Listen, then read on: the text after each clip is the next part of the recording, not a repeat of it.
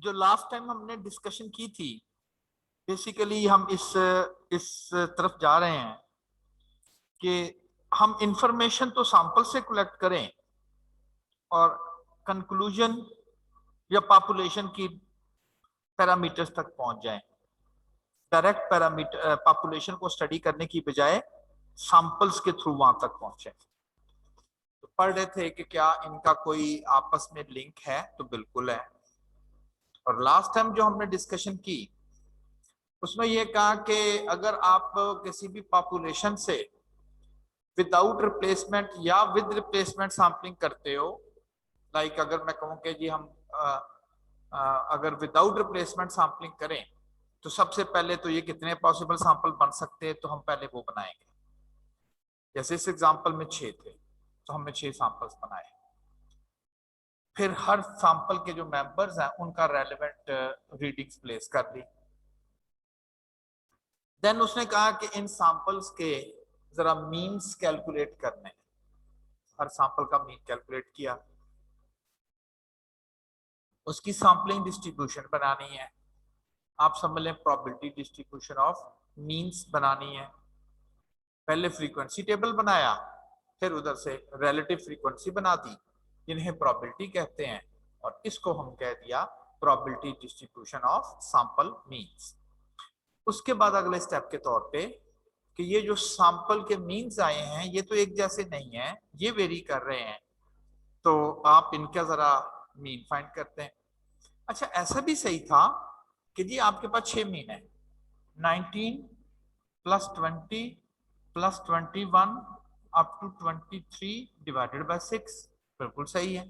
फिर mean he find करें ना 6 वैल्यूज के, तो आप डायरेक्टली भी कर सकते थे। और अगर वो कह, फर्ज करें, कहना तो नहीं है उसने, ना ही आपको ये एग्जाम में इस तरह से आना है, आज डिस्कस करेंगे कि कैसे पॉसिबल ही आ जाएगा। अगर वो कहे सैम्पलिंग डिस्ट्रीब्यूशन भी बनानी है और वहां से मीन लेने हैं, तो फिर आप उसी तरह से ही करेंगे। यदि सैम्पलिंग डिस्ट्रीब्यूशन बनाएं यानी कि प्रोबेबिलिटी डिस्ट्रीब्यूशन बनाएं और फिर यहां से मीन कैलकुलेट करें, तो फिर आप ये वाला फॉर्मूला लगाओगे और मीन आ जाएगा। नोटेशन में से हम मीन ऑफ मीन्स का नाम देंगे। फिर हमने ये मीन ऑफ मीन्स कैलकुलेट किया।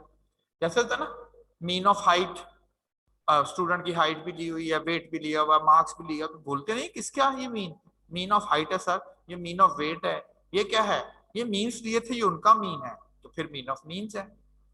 वेरियंस ऑफ मीन्स है, स्टैंडर्ड एरर ऑफ मीन्स है, स्टैंडर्ड डेविएशन नहीं बोलते, एरर का वर्ड बोल देते हैं। ये तो हुई सैंपल से कैलकुलेशन। फिर हमने कॉरेस्पॉन्डिंगली मीन और वेरिएंस पॉपुलेशन से भी कैलकुलेट किया, और तीसरी जगह पर जाके इसको हमने रिलेट कर दिया, जो हमारा अल्टीमेट टारगेट था।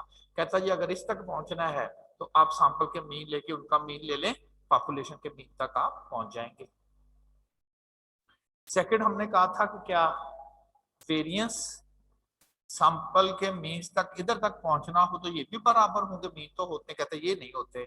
फिर इसके साथ एक एडजस्टमेंट करने के लिए कहा गया, अगर विदाउट रिप्लेसमेंट सैंपलिंग है फिर कहता जरूर बराबर होते हैं। इसको एफपीसी का नाम देते हैं। और ये जो एफपीसी है,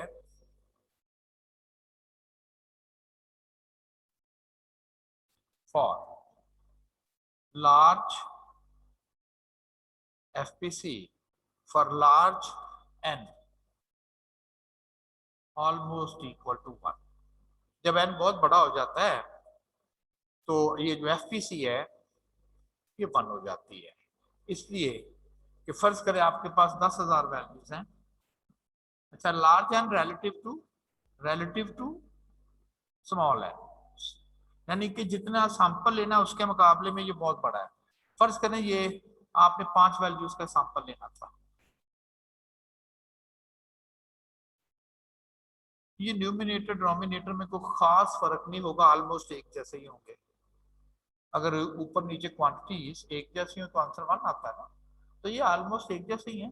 10,000 में से 5 निकाले, 10,000 में से 1 निकाले, तो करीब करीब ही आपस में।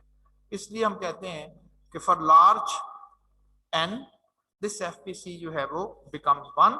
और कह सकते हैं कि लार्ज पॉपुलेशन के लिए without replacement sampling with replacement sampling जैसी ही हो जाती है, इसलिए कि ये 1 हो जाता है। वन हो जाता ना ये, इसे हम फाइनाइट पॉपुलेशन करेक्शन कहते हैं। वो इसीलिए फाइनाइट पॉपुलेशन करेक्शन बोलते हैं। अब कैपिटल एन का मतलब एक्चुअली वो ये लेते हैं कि जी पॉपुलेशन जो है वो इनफाइनाइट हो गई, बहुत बड़ा एन है। कहता जी फिर ये साथ लगेगा, और अगर फाइनाइट है अब फिर नहीं लगेगा साथ, अगर फाइनाइट पॉपुलेशन है तो फिर ये साथ लगेगा। कुछ ऐसे करके इसे हम बोलते हैं। अच्छा जी, तीसरी जो चीज इंपॉर्टेंट थी कि जो जो मीन्स लिए हुए हैं इसके रेलेवेंट समझ लें, हमने 3 इंफॉर्मेशन कलेक्ट करनी थी कि 6 जो मीन्स आए हुए हैं इनका मीन क्या है वो कैलकुलेट कर लिया, इनका वेरिएंस क्या है वो कैलकुलेट कर लिया, और जो तीसरी चीज डिस्कस करनी थी वो इन मीन्स के डेटे की शेप कैसी है, शक्ल कैसी है। अब कहता है कि ये जो मीन्स हैं इनकी शेप कैसी है, ये डिपेंड किया करेगी कि जिस पॉपुलेशन से हमने सैंपल सेलेक्ट किया है उसकी शेप कैसी है। थ्योरेटिकल है ये, यानी कि इसको हम कोई न्यूमेरिकली प्रूफ नहीं करेंगे जिस तरह से हमने बाकियों को प्रूफ करके देखा था। इफ पॉपुलेशन जहां से सैंपल लिया गया है इज नॉर्मली डिस्ट्रीब्यूटेड, इस शेप की होगी। If population is normally distributed, क्योंकि मेरे पास पॉपुलेशन में जस्ट 4 वैल्यूज हैं, उसको तो नहीं ग्राफ ड्रा के देखूंगा इसकी शेप कैसे बनती है, इसलिए मैंने कहा था ये थ्योरेटिकल सी है। कहता जी कि पॉपुलेशन जहां से आपने सैंपल लिए हैं उसकी शेप अगर नॉर्मल है then the sampling distribution of mean will be normally distributed. कहता ये भी फिर इसकी शक्ल भी नॉर्मल ही होगी। आप समझ लें सैंपल उनसे बच्चे हैं, कहता अगर पेरेंट्स की शक्ल नॉर्मल है तो ये भी नॉर्मल ही होगी। थ्योरम है ये, रिजल्ट है, विदाउट प्रूफ है कि अगर पॉपुलेशन जहां से सैंपल ले रहे हैं उस डेटा की अगर आप शेप देखो, अगर वो नॉर्मल है तो वहां से जो सैंपल लेके आपने मीन्स कैलकुलेट किए हुए हैं उस डेटे की शेप भी नॉर्मल ही होगी। कहता जी जो सैंपल लेने हैं वो कितने कितने साइज के होना जरूरी है। कहता साइज से कोई ताल्लुक नहीं, चाहे आप 2-2 वैल्यूज के सैंपल ले लें, 3-3 के ले लें, 4-4 वैल्यूज ले लें। मैंने वैसे आपको 2-2 के साथ ही कराया ना, तो 5-5 के ले लें। कहता regardless of the sample size से कोई ताल्लुक नहीं है, बस कहता ये शक्ल अगर पॉपुलेशन की वैल्यूज की नॉर्मल है सैंपल के जो मीन्स लिए हैं वो भी नॉर्मल ही होंगे, चाहे सैंपल जितने मर्जी साइज के हों। B, if population is non normal, कहता जी अगर नॉन नॉर्मल ना हो बल्कि नॉन नॉर्मल हो तो फिर कैसी शक्ल होगी। The sampling distribution of sample mean will B approximately normal, कहता उसकी शक्ल फिर नॉर्मल ही होगी। वो कब, कोई कंडीशन है? कहता आगे कंडीशन है, for sufficiently large sample sizes. कहता जो आपने सैंपल अगर सैंपल लिए हुए हैं लार्ज साइजेस के, एक होता है नंबर ऑफ सैंपल्स, एक होता है size of a sample. Number of sample, पिछली अगर एग्जांपल की बात करें तो इसमें नंबर ऑफ सैंपल 6 हैं, 6 सैंपल बने थे ना, ये 6 samples. Number of samples 1 2 3 4 5 6, her sample का साइज 2, नंबर ऑफ सैंपल्स और साइज ऑफ द सैंपल। वो कहता है अगर 2 नहीं लार्ज वैल्यूज के सैंपल सिलेक्ट किए हैं, जाहिर है पॉपुलेशन बड़ी होगी तो ज्यादा वैल्यूज के सैंपल। कहता कितना large, as a rule of thumb more than 30, हमने तो 2 ना। कहता जी अगर सैंपल, जाहिर है प्रैक्टिकली अगर बात करें तो पॉपुलेशन तो हजारों वैल्यूज के होंगे तो सैंपल भी तो वहां से ज्यादा वैल्यूज के लेंगे। कहता अगर सैंपल के साइजेस आपने ज्यादा वैल्यूज के लिए हुए हैं, पॉपुलेशन की शेप नॉर्मल ना भी हो, जो सैंपल्स लिए हुए हैं उनके अगर आप मीन्स कैलकुलेट कर लें उनकी शेप नॉर्मल ही होगी। और ये बताया था हमें एक थ्योरम ने जिसका नाम है सेंटर लिमिट थ्योरम। हमने उस सेंटर लिमिट थ्योरम की कोई स्टेटमेंट नहीं याद करनी, बस उसका रिजल्ट याद रखना है। शेप के मतलब 2 पॉसिबिलिटी, इन शॉर्ट बता रहा हूं, पॉपुलेशन नॉर्मल, वहां से जो सैंपल लिए हुए हैं उनके मीन्स की शेप नॉर्मल। पॉपुलेशन अगर नॉर्मल ना भी हो, वहां से जो सैंपल्स लिए हैं उनके मीन्स की शेप नॉर्मल हो सकती है अगर सैंपल साइजेस जो है वो 30 से बड़ी वैल्यूज के लिए गए, तो ये आपके पास होगी शेप। फिर हमने यही एक्सरसाइज की विद के साथ सैंपल 6 से 16 पे चले गए, प्रैक्टिस सारी वही करते गए, बिल्कुल वही। फिर उसी तरह से 3 इंफॉर्मेशन, सैंपल पॉपुलेशन की इंफॉर्मेशन, और यहां पर आके फिर वही कहा कि जी यहां पर भी mean of mean is equal to population mean होगा, चाहे सैंपलिंग विद की जाए या विदाउट की जाए। सेकंड, वेरिएंस में एक्चुअली वो एफपीसी साथ नहीं लगाते, इसको ऐसे ही याद करें कि अगर विदाउट रिप्लेसमेंट सैंपलिंग होगी तो sigma square divided by n के साथ एफपीसी भी आएगा, और अगर विद रिप्लेसमेंट सैंपलिंग है तो साथ एफपीसी, यहाँ पर एफपीसी जो है वो नहीं आएगा। शेप इसकी भी बिल्कुल 100% वही डिस्कशन है। देखिए उधर भी तो सैंपलिंग मेथड का नाम नहीं था ना, विद हो तो ये होना है, वहां था सिर्फ पॉपुलेशन की शेप कैसी है सैंपल्स की।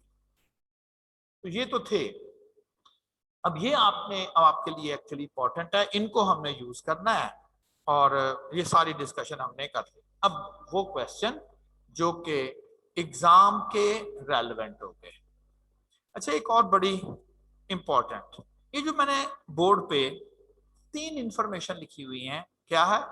Mean of means, variance of means, shape of means, इनको हम एक ही जगह पर लिख सकते हैं, एक ही तरीके से। कहता है ये जो एक्स बार है जिसको आपने मीन का है, तीसरी प्रॉपर्टी कहती है इसकी शेप अगर नॉर्मल हो तो ऐसे लिख लें। मीन आप कहेंगे कि ये तो फिर ऐसे लिखना चाहिए था, बिल्कुल ऐसे लिखना चाहिए था, मैंने प्रॉपर्टी यूज करके ना इसकी बजाय ये लिख दिया। याद है ना कैसे लिखते हैं? x is normally distributed with mean mu and variance sigma square। यहां लिखा x बार, तो आप कहेंगे यहां पर भी तो मीन ऑफ x बार ही आना चाहिए था ना, आना चाहिए था, लेकिन मैंने प्रॉपर्टी यूज की है तो मैंने कहा इस पे यहां आना है वेरिएंस, इसका वेरिएंस, और इसका जो वेरिएंस है वो क्या है? Sigma square by n. याद रखें मैं बार बार एक ही वर्ड बोल रहा हूं, डेटा उसको एक्स से, मीन्स को एक्स बार से, दोनों में डिफरेंस करना आपने कि ये वैल्यूज की बात कर रहे हैं या मीन्स की बात कर रहे हैं। ये ओरिजिनल ऑब्जर्वेशन की बात हो रही है तो एक्स, वहां से सैंपल लेके मीन्स कैलकुलेट कर लिए हैं तो अब एक्स बार की बात हो रही है। एक क्वेश्चन है, the Arco transport company has a fleet of 5 buses, उनके पास टोटल 5 बसेस हैं, which have monthly running costs। तो डेटा लिया गया उनकी मंथली रनिंग कॉस्ट का। कहता what are the mean, variance and standard error of mean for sampling distribution of means. किसका कहते निकालना? इसका नहीं, सैंपलिंग डिस्ट्रीब्यूशन ऑफ मीन्स का। कितना सैंपल के साइज के साथ? 3 के सैंपल के साइज के साथ, ये क्वेश्चन है। Sampling distribution of means, 3 values के सैंपल लेने हैं, उनके मीन्स कैलकुलेट करने हैं, और फिर उनके मीन का मीन बताना है।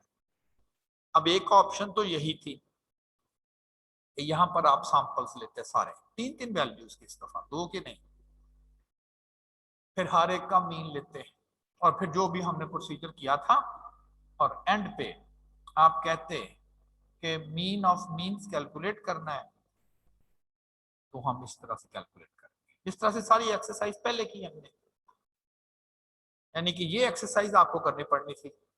विदाउट है तो पिछले वाली, ये वाली, लाइक यहां से आपको स्टार्ट करना पड़ना था। ये तो मैंने 2 वैल्यूज के मीन लिए ना, फिर आपको लेने थे 3 के, फिर सबके मीन, फिर टेबल के बाद मीन ऑफ मीन्स, ये पूछ रहा है जो हमने यहां तक पहुंचे और काफी एक्सरसाइज के बाद पहुंचे। लेकिन मैं अब इस क्वेश्चन को सॉल्व करूंगा यहां से। क्या है?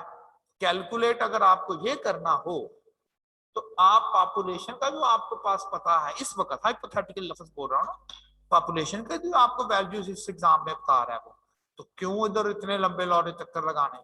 आप क्या करें, सिंपली पॉपुलेशन का मीन कैलकुलेट कर दें, और प्रॉपर्टी कहती है कि जी ये भी तो उसी के बराबर है, तो ठीक है।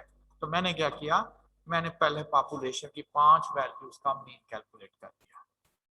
फिर मैंने इन 5 वैल्यूज का वेरिएंस कैलकुलेट कर दिया, आगे तो इन्फॉर्मेशन। अब कहते हैं क्या पूछना है, कहता है ये बताएं, आपने किया प्रॉपर्टी का यूज, आपने कहा ये आंसर है दिस वन। फिर उसने कहा ये कैलकुलेट करें। हम वो सैंपल्स ड्रॉ करने के चक्कर में नहीं पड़े, हमने इस इंफॉर्मेशन को यूज कर लिया, ठीक। और देन यहां पर ये वैल्यू चाहिए थी, वो हमने पॉपुलेशन से ले आए और सॉल्व कर दिया। एक और बात नोट करें, यहां पर मैंने जो वेरिएंस के लिए फार्मूला इस्तेमाल किया है वो मैंने विदाउट वाला किया है। विद वाला होता तो फिर मैंने ये साथ नहीं लिखना था। तो चेक करें कि जो उसने सैंपल लिए साइज 3 के, मेथड बताया है विद है कि विदाउट है, तो नहीं बताया। अब क्या करना पड़ेगा, गौर से सुनना है। अगर आपको सैंपलिंग मेथड ना बताया गया विद है कि विदाउट है, क्योंकि फर्क पड़ेगा ना वेरिएंस में जाके। पहली प्रॉपर्टी में तो कोई फर्क नहीं पड़ता, वो तो वही रहती है, दूसरी में फर्क पड़ता है। एफपीसी साथ लिखना है कि नहीं लिखना, वो विद है कि विदाउट है। अगर तो सैंपलिंग मेथड बता दिया जाए फिर तो झगड़ा ही नहीं है। अगर सैंपलिंग मेथड एग्जामिनर नहीं बता रहा तो कैसे डिसाइड करना हमने कि विद के विदाउट। आप देखा करेंगे क्या पॉपुलेशन का साइज गिवन है, हो सकता है पॉपुलेशन का साइज गिवन हो, और it may be not given. अगर तो पॉपुलेशन का साइज गिवन है तो फिर आपने विदाउट रिप्लेसमेंट सैंपलिंग यूज करनी है, और अगर वो पॉपुलेशन का साइज गिवन नहीं है तो फिर आपने इसको विद रिप्लेसमेंट कंसीडर कर लेना है। उसकी रीजन क्या है, फर्ज करें आपको पॉपुलेशन का साइज गिवन नहीं होता, कैपिटल एन जो है पॉपुलेशन का साइज है ना, कैपिटल एन नॉट गिवन, ये वाली सिचुएशन आ गई। और आप क्या करते हो, आप इस पर लगा देते हो विद रिप्लेसमेंट वाला, विदाउट रिप्लेसमेंट वाला फार्मूला, जबकि पॉपुलेशन का साइज गिवन नहीं है। जब आप यहां पर पहुंचोगे कितनी वैल्यू यहां रखोगे, क्योंकि वो तो गिवन ही नहीं है। और आप क्या लगा रहे हो, विदाउट का फार्मूला, तो कैपिटल एन कितना रखना है, उसके बगैर तो सॉल्व नहीं होना। आप कहेंगे सर अगर विद का लगा लेंगे तो फिर मसला हल हो जाएगा, बिल्कुल हो जाएगा, क्योंकि विद में हमें इस फैक्टर की जरूरत नहीं होती। तो पॉपुलेशन का साइज ना भी गिवन हो तो इसमें क्या मसला आएगा। इसलिए ये बड़ा इंपॉर्टेंट है, आपने पढ़ना है। यार थोड़ी सी अकल दिखा देना, ना याद रखें, बस इतना याद रखने, नहीं गिवन होगा तो हम दूसरी साइड पे चले जाएंगे, करते करते यहां पर पहुंचे, देखा जी पॉपुलेशन का साइज कितना रखना है, ये तो पता ही नहीं है। अपना ठीक है जी, फिर आप किसी हम उतार देते हैं विद, फिर विद कंसिडर कर लेंगे। अब यहां पर देखें उसने सैंपलिंग स्कीम तो नहीं बताई कि विद है कि विदाउट है, लेकिन पॉपुलेशन का साइज पता है, 5 बसेस हैं टोटल ऑल टुगेदर उनके पास, सैंपल का जिक्र नहीं ना हो रहा, टोटल 5 बसेस हैं। जिसके बाद हमने ये डिसाइड कर लिया कि अच्छा ये विद के साथ है, and then standard error calculate करना हो तो वेरिएंस का स्क्वायर रूट। अब ये क्वेश्चन एग्जाम में आ रहे हैं, एक एक दो दो नंबर्स के, प्रॉपर्टीज याद रखी हुई हमने, हमने कहा अच्छा ये मालूम है तो इधर चल जाते हैं, ये मालूम है तो इधर चल जाते हैं, वही 3 आखिर वाली प्रॉपर्टी हर जगह पर ऑलमोस्ट वही यूज होनी। ये भी एग्जाम का प्रॉब्लम है। कहता है गिवन अ पॉपुलेशन, और पिछली दफा कोई 1 1 ऐसे जिक्र था, इस दफा उन्होंने कह दिया जी पॉपुलेशन में जो वैल्यूज हैं, फर्ज करें जी 10 नंबर का पेपर हुआ है, 3 स्टूडेंट के 1 1 नंबर आए हैं, फिर 4 स्टूडेंट के 3 नंबर हैं, फिर 4 हैं, फिर 5 है, फिर अगले 3 स्टूडेंट के 6 नंबर हैं, और आखिरी के 7 है। Given a population, find the probability, ये फिर वर्ड प्रोबेबिलिटी आ गया, अभी तो जान छुड़ा कर आए थे फिर आ गया। प्रोबेबिलिटी उस वक्त कैलकुलेट करते हैं जब हमें सर्टेनिटी के साथ कुछ पता नहीं होता, तभी करते हैं ना। अब देखते हैं क्या नहीं पता था तो उसने प्रोबेबिलिटी, मजबूर हुआ प्रोबेबिलिटी का वर्ड बोलने में। कहता फाइंड द प्रोबेबिलिटी दैट, अच्छा रैंडम सैंपल, एक सैंपल लेना है इसमें से ऑफ साइज 36, 36 वैल्यूज का सैंपल इसमें से सिलेक्ट करना है, और विद रिप्लेसमेंट करना है, बता दिया method. Will yield a sample mean greater than 3.85। कहते जी अगर इस पॉपुलेशन से आप 36 वैल्यू का सैंपल सेलेक्ट करें, क्या प्रोबेबिलिटी है, क्या चांस है कि जो सैंपल मीन सेलेक्ट होगा उस सैंपल का जो मीन होगा वो ग्रेटर देन 3.85 होगा, ग्रेटर देन 3.85 होगा। अब पहला क्वेश्चन तो ये है कि अगर मैं पॉपुलेशन की वैल्यूज को गिनूं 1 2 3 4 5 6 7 8 9 10 है और आप कह रहे हैं कि 36 वैल्यूज का सैंपल उसमें से सेलेक्ट करें विद रिप्लेसमेंट, ये कैसे पॉसिबल है? क्यों नहीं पॉसिबल? कैसे करना विद में याद करें। आप फर्ज करें सैंपल में 36 वैल्यूज पूरी करनी है आपने, ये 36 वैल्यूज पूरी करनी है, फर्ज करें ये 36 डैशेस हैं। आप जरा पहली वैल्यू उठाएं पॉपुलेशन से, पेपर स्लिप्स में आपने लिखा होता पहली वैल्यू उठाई वो 4 था, आपने कहना लीजिए 4 आ गया। अब ये 4 की जो पेपर स्लिप है कहाँ रखनी है? विद रिप्लेसमेंट वापस रखनी है ना, तो इसका मतलब है पॉपुलेशन अगली दफा फिर वही 10 ही होगी, फिर एक पेपर स्लिप उठा लें, हो सकता फिर 4 आ जाए, फिर वापस रख दीजिएगा। 1 आ गया फिर वापस कर दीजिएगा, 3 आ गया फिर वापस कर दीजिएगा, 6 आ गया, 7 आ गया, 8 आ गया, जो 3 दफा मर्जी कर लें। पता कितने सैंपल सेलेक्ट हो सकते हैं? मैंने तो सिर्फ एक कहा ना, इतने हो सकते हैं, इसमें कोई मसला तो ना आएगा कैलकुलेशन में। हाँ विदाउट में फार्मूला हम ये यूज करते हैं, वो नहीं होने पॉसिबल भी नहीं है ना। क्यों? उसमें एक सैंपल लिया पॉपुलेशन में 9 रह गया, फिर एक उठाया पॉपुलेशन में 8 रह गया, बड़े से बड़ा सैंपल भी लिया जा सकता था तो 10 तक ही जा सकता। विद रिप्लेसमेंट में तो हर वक्त हमें 10 अवेलेबल है। क्यों? पेपर से उठाई, नोट किया, रिटर्न बैक, यही तो दोनों में फर्क है, रिटर्न बैक, तो ये कोई इशू नहीं है, तो लिया जा सकता है। तो पहला कंफ्यूजन दूर हो गया कि जी 36 वैल्यूज का सैंपल सेलेक्ट किया जा सकता है 10 वैल्यूज में से, क्योंकि हर दफा सिलेक्शन के बाद हमने वैल्यूज जो है वो रिटर्न बैक करने हैं। अब क्वेश्चन ये है कि उसने हमें सैंपल मीन का पूछा हुआ है, तो आप कहेंगे हम ऐसा क्यों नहीं कैलकुलेट करते, अल्फान तो है और क्या है, ठीक है, इसमें क्या मसला है? कितनी वैल्यूज का मीन लेना जी? सिर्फ 36 का, ठीक हो गया, सिर्फ 36 का, ये तो वाकई आसान था। तो प्रोबेबिलिटी क्यों कह दी उसने? प्रोबेबिलिटी इसलिए कह दी कि ये पॉपुलेशन है, इसमें से कितनी वैल्यूज का सैंपल लेना था? 36 का, 36 वैल्यूज का सैंपल लेना। कोई बता सकता है सैंपल में 36 वैल्यू कौन सी आएंगी? ये नहीं पता कौन सी आएंगी, पता आपको? नहीं, हमें तो नहीं पता, तो फिर मीन कैसे कैलकुलेट करें? यही मसला था यहाँ सैंपल की वैल्यूज में नहीं पता कौन आएगा। कहता बहुत सारे सैंपल सेलेक्ट हो सकते हैं, बहुत सारे, 36 वैल्यूज के सैंपल, एक दो नहीं, बहुत सारे। मैं अगर आपको कहूं चले आपके पास फर्ज करें एक सैंपल है, उसमें कौन सी 36 वैल्यू आई हैं, आप क्या, मुझे क्या पता कौन सी आई? अगर आपको सैंपल की वैल्यू का ही नहीं पता तो कैसे पॉसिबल है कि आप इसकी कैलकुलेशन कर सकें? तो सैंपल की चूंकि वैल्यूज का नहीं पता कि उस सैंपल में कौन सी वैल्यूज हैं, इसलिए हम सैंपल का मीन नहीं बता सकते। एक तो बात क्लियर होगी कि 36 वैल्यू का सैंपल कैसे ले सकते हैं, और दूसरी बात क्लियर होगी कि सैंपल का मीन क्यों नहीं बता सकते। इसलिए नहीं बता सकते, अगर तो कह देता ना सैंपल में ये 36 वैल्यूज हैं, अब बताओ मीन, तो उसमें कौन सी मुश्किल थी? उसने कहा सैंपल है 36 वैल्यूज का, पता नहीं कौन सा आ सकता है, अब मीन बताओ। अब हमें सर्टेनिटी नहीं है कि कौन सी वैल्यू आ सकती है, इसलिए उसने वर्ड प्रोबेबिलिटी बोला है। ओके, अब जरा प्रोबेबिलिटी स्टेटमेंट लिखते हैं। कहता फाइंड द प्रोबेबिलिटी दैट, उसने हमें प्रोबेबिलिटी पूछी, क्या? सैंपल मीन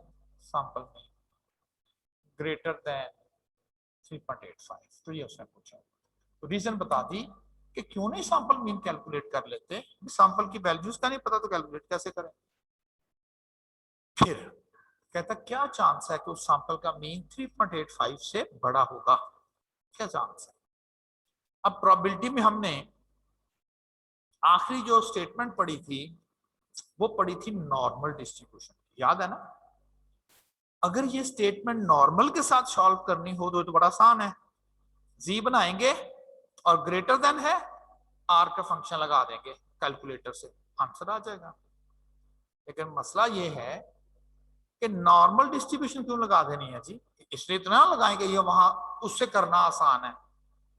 तो नॉर्मल डिस्ट्रीब्यूशन लगाई जा सकती है अगर ये नॉर्मल हो, फिर ही है ना कि ये जो डेटा सेट है इसकी शेप नॉर्मल हो। अब हमें तो नहीं पता इसकी शेप नॉर्मल है। अब याद करें कि वो जो आपको प्रॉपर्टी कही थी ये वाली, कहता जी के मीन्स की शेप नॉर्मल हो सकती है अगर पॉपुलेशन की शेप नॉर्मल हो। तो देख लेते हैं, उसमें बता दिया उसने पॉपुलेशन की शेप क्या है? नहीं, पॉपुलेशन की शेप तो उसने बताई नहीं है। वो तो नहीं पता नॉर्मल है कि नहीं है, हो सकता हो सकता ना हो, लेकिन हमें पता तो नहीं है। हम कहें जी पॉपुलेशन की शेप, वो नहीं पता हमें। ओके, फिर कहता बी ऑप्शन में लिखा है चलो पॉपुलेशन की शेप नॉर्मल समझ लो। क्या सैंपल के साइजेस 30 से बड़े हैं? हाँ जी, वो 30 से बड़े हैं, 36 हैं, 36 वैल्यूज का सैंपल 30 से बड़ा है। कहता ठीक है, फिर नॉर्मल होगी। ये वो रीजन है क्यों मैंने डिक्लेयर किया है कि एक्स बार की शेप नॉर्मल है। हाँ, वो क्वेश्चन अगर ये होता ना कि सैंपल लिया गया है 10 वैल्यूज का, फिर कम से कम कैसे करना था वो आपके कोर्स में नहीं है।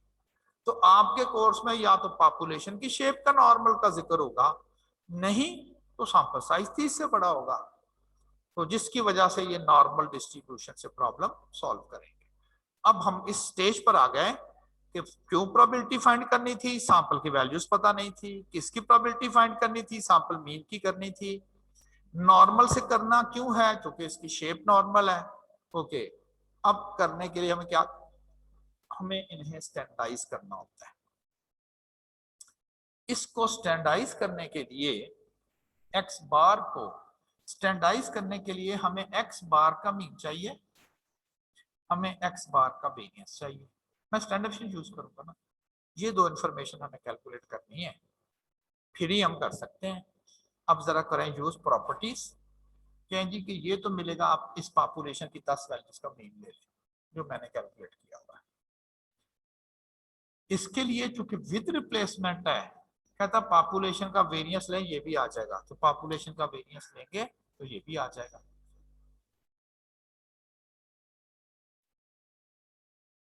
ले जी, दोनों इंफॉर्मेशन आ गई मेरे पास, आ गई।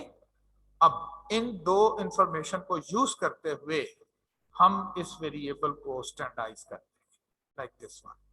प्रॉपर्टी यूज कर रहा हूं ना अब, तो ये हो गया 4 और ये हो गया प्रॉपर्टी के बाद 0.1387।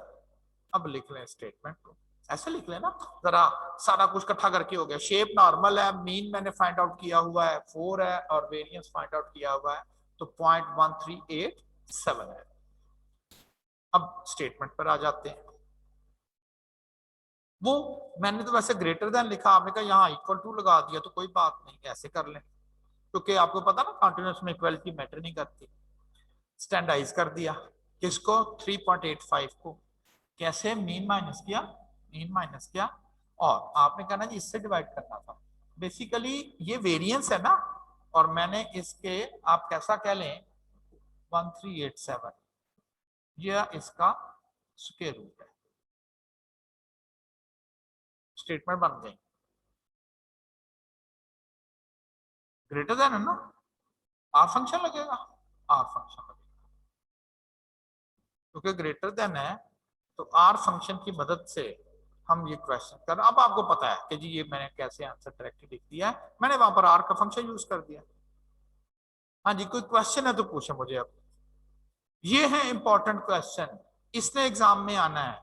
सैंपल सेलेक्ट करना है, फिर मीन लेना है, फिर टेबल बनाना है, वो नहीं। समझाने की हद तक मैंने वो सारा इसलिए किया कि आप ना क्या, ये मीन ऑफ मीन्स क्या होता है, ये बराबर क्यों होता है, कुछ ऐसे करके वो आपको पता है। आप देखेंगे आपको समझ आएगी ये क्या चल रहा है। बात यहाँ पर रुकती है कि प्रोबेबिलिटी पे, कि अगर हमें कोई चीज का पता नहीं तो गैस कैसे करना था। तो हम पढ़ चुके हैं कि ये इसका मीन ले आए, इसका वेरियंस ले आए, स्टैंडर्ड बना लें और फिर प्रोबेबिलिटीज कैलकुलेट करते हैं। बी पार्ट है how many samples out of 1000, 1000 sample लेने, साइज नहीं, नंबर ऑफ सैंपल्स, और साइज उनका हर सैंपल का size 36। Will a sample mean less than 4.45। कहता जी कि अगर इस पूरी पॉपुलेशन से मैं एक सैंपल लूं, फिर दूसरा सैंपल लूं, फिर तीसरा सैंपल लूं, इस तरह से 1000 सैंपल लूं, हर सैंपल का साइज 36 होना चाहिए। कहता है इनमें से कितने सैंपल ऐसे होंगे, और मैंने पूछ रहा है ना, कितने सैंपल ऐसे होंगे कि जिनका मीन जो होगा वो 4.45 से कम ही होगा। हो सकता है इसका हो जाए, इसका हो जाए, इसका ना आए, मे भी ना। कहता क्या कितने होंगे, अंदाजा लगा के बताएं, क्योंकि हमें तो किसी एक सैंपल की वैल्यूज का भी नहीं पता, वरना हमने चले 1000 सैंपल ही थे ना, हर सैंपल का मीन हमने कैलकुलेट कर लेना था। जिसका मीन 4.45 से कम आता, आखिर में हमने गिन के बता देना था जी इतने बनते हैं, 80 बनते हैं, 90 बनते हैं, 1000 में से 400 बनते हैं, 800 बनते हैं, कुछ ऐसे। लेकिन चूंकि हमें तो किसी एक का भी नहीं पता, तो मैं सबसे पहले तो प्रोबेबिलिटी कैलकुलेट करूंगा जो एक में से आंसर देती है मुझे। एक सैंपल में से कितने सैंपल ऐसे होंगे जिनका मीन 4.45 से कम होगा, उसी तरह से मैंने स्टैंडर्डाइज कर दिया, फंक्शन फाइंड कर लिया, आंसर आ गया। आंसर आ गया 0.8888। एक सैंपल में से 0.88 सैंपल का मीन जो होगा वो 4.45 से कम होगा। अब देखिए उसने कितने सैंपल में, उसने कहा 1000 में, 1000 की जरूरत दे 1000 से इसको मल्टीप्लाई कर दे। Number of samples out of 1000, 1000 में से कितने होंगे जिनका मीन 4.45 से कम होगा। 1000 में से तकरीबन 889 सैंपल ऐसे मिलेंगे जिनका मीन जो होगा 4.45 से कम ही होगा। जी अगर कोई क्वेश्चन है या कंफ्यूजन है तो पूछें। ये एग्जाम, ये बल्कि ये क्वेश्चन है ही एग्जाम का, आपका जो पास पेपर है ना उस वक्त सब्जेक्टिव, उसमें ये आया हुआ था। और मोस्टली क्वेश्चन सैम्पलिंग में इसी रेलेवेंट इसी तरह के होंगे।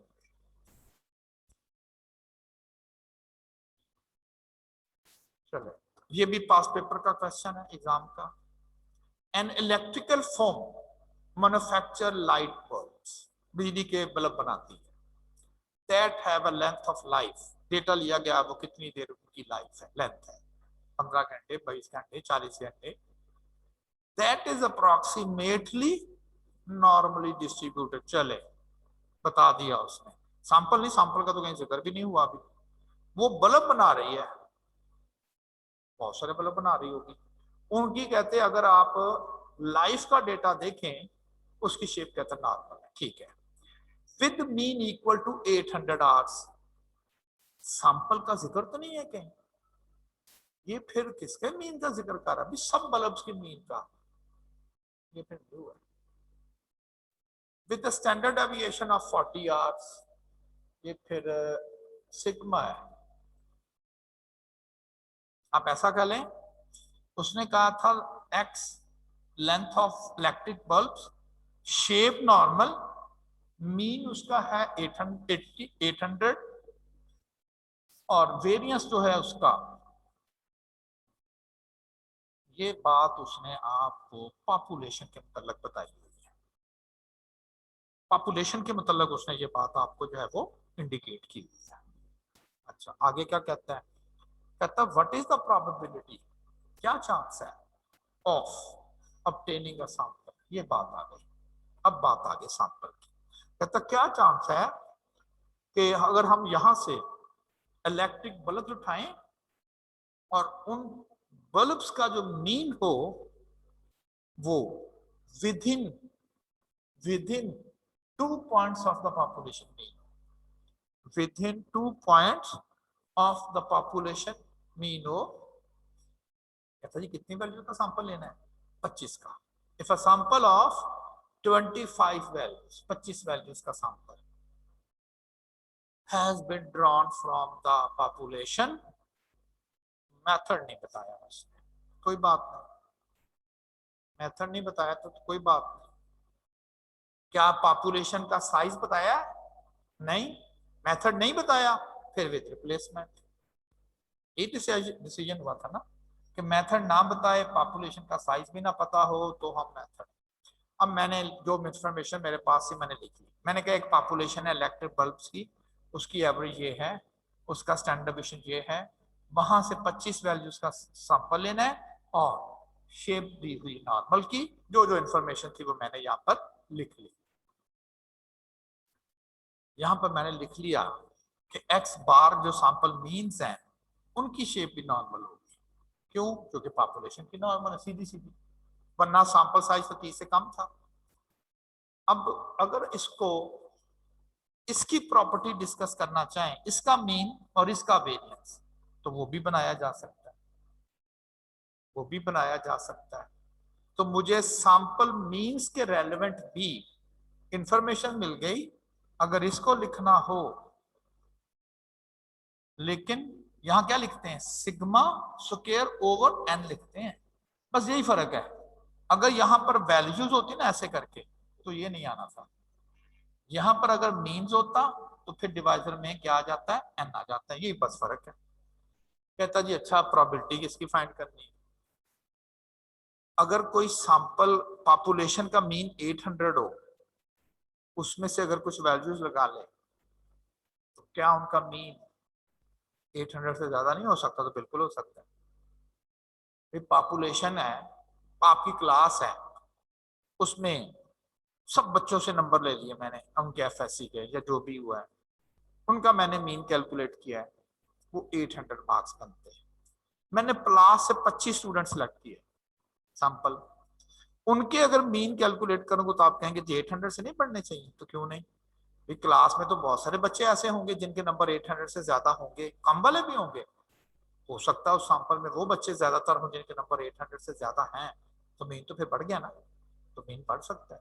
सैंपल का मीन पॉपुलेशन के मीन से ज्यादा भी हो सकता है, ये उसमें वैल्यूज वो आई हैं जो बड़ी थी तो उनका मीन बढ़ गया। अब वो कहता है कि कितना वो जो है वो हो, कहता विद इन 2 पॉइंट्स। अब जरा देखना विद इन 2 पॉइंट का मतलब क्या है। सैंपल का मीन कहां तक जा सकता है? 802 तक, दो दो पॉइंट अंदर अंदर। कहां तक नीचे जा सकता है? 798। उसने ये पूछा हुआ था कि सैंपल का जो मीन है, पॉपुलेशन का मीन है कितना? 800, उसके विद इन 2 पॉइंट्स है, विद इन अंदर अंदर। आप नहीं कहता यार, आप फर्ज करें किसी को, आप एक किसी जानवर को स्टिक के साथ बांध देते हैं सेंट्रल पॉइंट, आप ऐसी ऐसी आप रस्सी उसके गले में बांधी हुई जो 2 फुट लेंथ की है, तो मैं पूछूंगा कि वो अपनी जगह से कितना राइट और कितना लेफ्ट फर्ज करे जा सकता है? वो हम कहें जी ज्यादा से ज्यादा 2 फुट ऊपर, ज्यादा से ज्यादा 2 फुट नीचे। अब जो सेंट्रल पॉइंट है वहां पर लिखा हुआ है 800, तो आप कहें जी ज्यादा से ज्यादा 208 तक, और कम से कम भी अगर स्ट्रेच जाए तो 798 तक जा सकता है। यही वो पूछ रहा है। कहता है यहां से लेके यहां तक के आने की क्या प्रोबेबिलिटी है, क्या चांस है? आप इसको करेंगे स्टैंडर्डाइज, करेंगे ना, क्योंकि इंफॉर्मेशन मेरे पास है, और स्टैंडर्डाइज में जाके ये स्टेटमेंट बन गए। अब आपको आइडिया है कि ये कैसे कैलकुलेट करना है। एक लेस वाले के साथ पी, ग्रेटर वाले के साथ आर, दोनों को जमा कर लेना। तकरीबन 20% चांस है कि अगर आप 25 बल्ब का सैंपल इस फैक्ट्री की प्रोडक्शन से उठाओगे, वो सैंपल के जो बल्ब्स हैं ऑन द एवरेज 25 बल्ब है ना, उनके जो बल्ब्स हैं ऑन द एवरेज कितने घंटे चलेंगे? कहता 20% चांस है कि वो 798 आवर्स से लेके 802 आवर्स के दरमियान दरमियान फ्यूज हो जाएंगे। इससे ज्यादा चलेंगे लेकिन इससे कम चलेंगे, देयर इज अ 20% चांस। जी अगर कोई क्वेश्चन हो तो।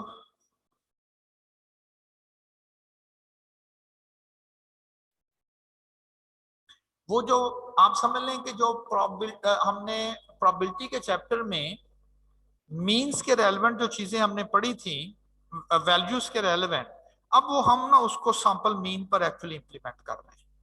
उसको अब हम एक्चुअली सैंपल मींस पे जो है वो एक्चुअली हम इम्प्लीमेंट कर रहे हैं।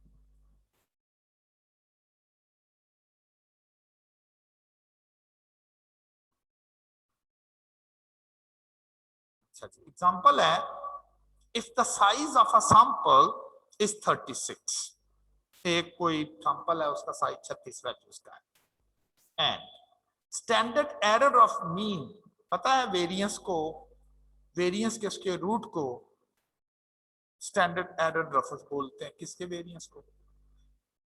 वेरिएंस ऑफ मीन्स के स्क्वायर रूट को स्टैंडर्ड डेविएशन की बजाय हम वर्ड स्टैंडर्ड एरर बोलते हैं। If a sample of size 36 is selected and the standard error of mean is 2, ठीक है, कहता what must be the size of the sample become if the standard error is to be reduced to 1.2। कहता अगर मैं 36 values का sample लूं तब standard error 2 है। कहता मैं स्टैंडर्ड एरर को कम करके 1.2 पे ले जाना चाहता हूं, तो मुझे कितना सैंपल सिलेक्ट करना पड़ेगा? क्या 36 वैल्यू से ज्यादा या कम? पहले तो ये देखते हैं कि स्टैंडर्ड एरर का फार्मूला एक्चुअली होता क्या है।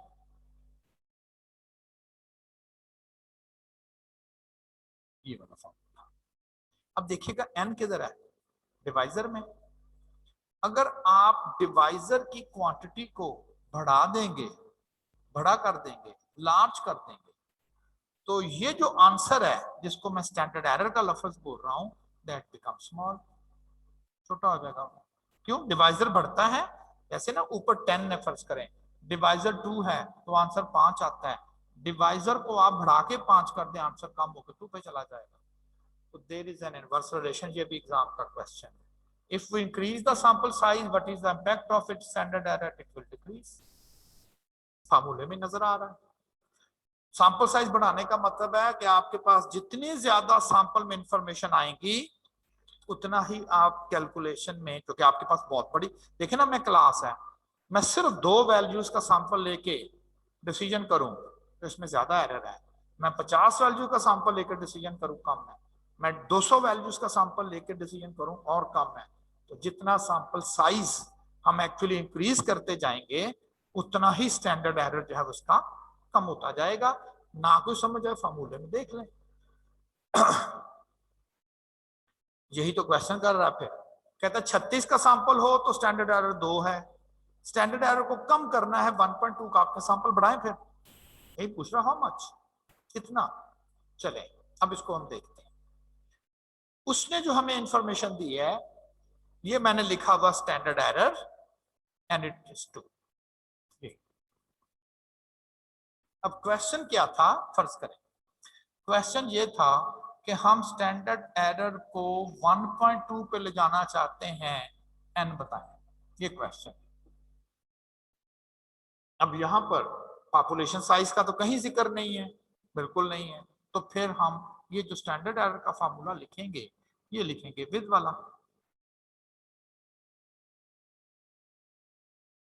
और क्या फाइंड करना है? n। इसमें तो 2 अननोन है। आप कहीं पॉपुलेशन का वेरिएंस बता दें, हम बता देंगे, फिर तो कोई मसला नहीं है। पॉपुलेशन का वेरिएंस ये तो नहीं है। अब जरा देखिएगा उसने पहली इंफॉर्मेशन आपको क्या दी है, ये वाली। इसमें इसमें तो n पता है ना क्या है, 36। वो रख के मैंने यहां से पॉपुलेशन वेरिएंस की इंफॉर्मेशन ली, जो उसने फर्स्ट हाफ में आपको एक चीज देखो, उसका भी तो मकसद होगा ना। वो कहता मैंने, देखें स्टैंडर्ड एरर में क्या यूज होता है, एक सैंपल का साइज यूज होता है, एक पॉपुलेशन का वेरिएंस यूज होता है। इसकी कैलकुलेशन में सैंपल का साइज बता दिया, इसका मतलब पॉपुलेशन का वेरिएंस हमें मालूम हो जाएगा, मालूम हो गया। अच्छा, दूसरी एग्जांपल में उसने आपको सैंपल का साइज पूछा है, आपने सैंपल का वेरिएंस, हम कहते हैं वो पिछली इंफॉर्मेशन में आपको मिल चुका है, वो यहाँ पर यूज कर लें, तो मैंने यहाँ पर यूज कर लिया। सैंपल का साइज बताना था n, ये इंफॉर्मेशन मैंने यहाँ यूज कर ली। वो कहता जी फिर आप 100 वैल्यूज का सैंपल लें, अगर 36 वैल्यूज का सैंपल लेंगे तो स्टैंडर्ड एरर 2 होगा, अगर आप 100 वैल्यूज का सैंपल लेंगे then the standard error reduce होके 1.2 पर आ जाएगा। ये भी आपके पास पेपर का ही क्वेश्चन था। नेक्स्ट वन भी क्वेश्चन, मैंने ना इसमें जितने क्वेश्चन सैंपलिंग के रखे बहुत ज्यादा नहीं आते आपके एग्जाम में, लेकिन जितने भी वैरायटी के आते हैं वो मैंने सारे आपके यहाँ पर रखे हुए हैं। If size of the sample increase from 75 to 100, कहते 75 से अगर ज्यादा वैल्यू 100 है, अगर वो स्टैंडर्ड एरर की बात करेगा ना, पता नहीं करनी है कि नहीं, लेकिन वो कम हो जाएगा क्योंकि सैंपल साइज बढ़ा है, वो कम होगा। अच्छा, आगे क्या लिखा हुआ, कहता find how much percent standard error will decrease. ठीक लिखा हुआ, डिक्रीज ही होगा। अब वो कहता कितने परसेंट होगा ये बताना है, कितने परसेंट होगा ये बताना है। तो क्वेश्चन ये बन गया कि अगर सैंपल साइज पहले 75 था, वो बढ़ के 100 पे जाए, थ्योरेटिकली हमें चीज का पता है स्टैंडर्ड एरर ने कम होना है, कितना कम होना है वो कहता परसेंटेज में बताओ। फर्ज करें पॉपुलेशन सैंपल का साइज जो है n वो 75 है, मैंने यहां लिखा हुआ स्टैंडर्ड एरर का फॉर्मूला, और उस वक्त स्टैंडर्ड एरर का ये बना। ठीक, अब जरा दूसरी साइड पे चले जाते हैं। When n is equal to 100, फिर स्टैंडर्ड एरर का फॉर्मूला ये होगा, ये कम होगा, स्मॉल होगा, क्योंकि इसमें सिग्मा का डिवाइजर 100 है, इसमें 75 है, ये लार्ज होगा, वो स्मॉल होगा। कहता कितने परसेंट स्मॉल होगा ये बताना है। क्वेश्चन ये है कि जी पॉपुलेशन का साइज तो नहीं पता मुझे, अच्छा पॉपुलेशन के वेरिएंस का आपको आइडिया नहीं है, लेकिन आपको पता है जो स्टैंडर्ड एरर ने कम होना है, पॉपुलेशन तो वही है ना, उसी में से वैल्यू कम ज्यादा ले रहे हैं, पॉपुलेशन तो नहीं बदल रहे हैं। अगर मैं पॉपुलेशन नहीं बदल रहा तो उसका जो वेरिएंस है वो तो वही रहेगा, चाहे मैं 100 वैल्यूज का सैंपल हूं या 75 का, तो मैं कौन से सैंपल के वेरिएंस की बात कर रहा हूं। भैया आपकी क्लास है, तमाम लोगों की वेरिएशन मेरे पास है, आप कहेंगे 5 वैल्यू अगर सेलेक्ट करूंगा तो वो तमाम लोगों की वेरिएशन कितनी होगी, मैं कहूंगा इसका उससे क्या ताल्लुक बनता है कि तुमने 5 स्टूडेंट सेलेक्ट किए, कहते हैं अब बताओ पॉपुलेशन की वेरिएशन कितनी है। फिर पॉपुलेशन की वेरिएशन तो वही है, चाहे आप 5 या 500 हैं, 100 जो मर्जी कर लो, यानी कि दोनों जगह पर ये इंफॉर्मेशन तो नहीं बदल रही, वो तो सेम रहनी है। इसका मतलब इसका तो कैलकुलेशन पे कोई फर्क ही नहीं आ रहा। अब आपकी मर्जी है, उसको कोई एक वैल्यू दे दो, कोई एक, एनी वन, क्योंकि इसकी कैलकुलेशन पर फर्क ही नहीं आना। आप कहते हैं ना इसने कैलकुलेशन में यूज नहीं होना, इसकी वैल्यू कितनी रखें, मैं कहूंगा इसने अगर कैलकुलेशन में यूज ही नहीं होना तो फिर इसकी वैल्यू रखनी क्यों है। वो कहता नहीं फार्मूले में इसने आना ही आना है, लेकिन कुछ भी वैल्यू रख ले कैलकुलेशन पर फर्क नहीं पड़ता। आप 1000 कर लें, आप 1000 कर लें, कोई फर्क नहीं पड़ेगा, आप करके देखिएगा। चले मैंने जरा अपने प्रॉब्लम को आसान करने के लिए मैंने कहा चलो फिर 1 कर लें, अगर फर्क ही नहीं पड़ना, लेकिन इधर भी 1 और फिर जाहिर है इधर भी 1। इसकी कैलकुलेशन की तो आंसर ये आया 0.1155। 100 सैंपल के साथ कैलकुलेशन की तो आंसर 0.1 आएगा, कम हो गया ना, वो 0.1155 था, वो 0.1 है। याद है मैथ का पहला या दूसरा लेक्चर, परसेंटेज फॉर्म में डिक्रीज कैसे कैलकुलेट करते हैं, एक्चुअल डिक्रीज, कितनी वैल्यू डिक्रीज हुई है, यहां से यहां पर चले गई, this is the actual decrease over the original amount. Original amount यहां से डिक्रीज हुई, यहां से डिक्रीज हुई है, मल्टीप्लाई बाय 100, 13.42% आपका जो स्टैंडर्ड एरर है परसेंटेज फॉर्म में वो कम हो जाए। चूंकि पॉपुलेशन वही है, आप अगर कंफ्यूज हैं तो सिग्मा स्क्वायर को 1000 करके कर लें, ये आंसर भी डिफरेंट होगा, ये आंसर भी डिफरेंट होगा, ये आंसर सेम ही आएगा, आखिरी प्रोडक्ट सेम आएगी। चाहे आप 10 के साथ कर ले, 20 के साथ कर ले, 1000 के साथ कर ले, तो क्यों पंगा लेना, एक के साथ ही करो, ठीक है ना। तो मैंने इसलिए सपोज कुछ में रख दें आप, सेम आंसर आए जी। कोई किसी का क्वेश्चन हो तो ठीक है, वरना फिर हम दूसरी क्लास में शिफ्ट होते हैं। चलो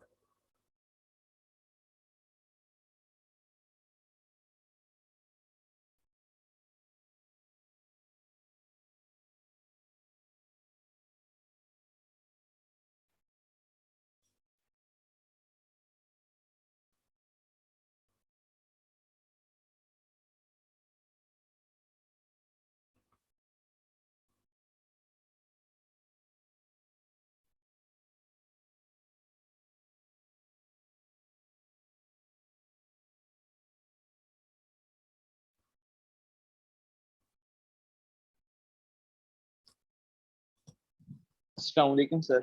वालेकुम सलाम। सर ये कितने क्वेश्चन आते हैं, कितनी वेटेज है इस चैप्टर की सर? जी, एग्जाम में कितनी वेटेज है सर इसके क्वेश्चन की? ये एक्चुअली ये जो टॉपिक चल रहा है, ये टॉपिक और इससे जो नेक्स्ट टॉपिक है, इसकी जी मैं एक स्टेटमेंट बार बार दे रहा हूं, उसको आप ना वेटेज नहीं दे रहे।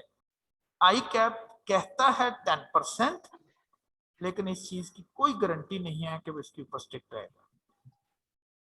ये ठीक है कंफ्यूजन। सर। एक स्टूडेंट ने कहा कि जी आपने कहा था 10%, वो तो बिग पोर्शन नहीं था, लेकिन मुझे तो सारे ही आ गए।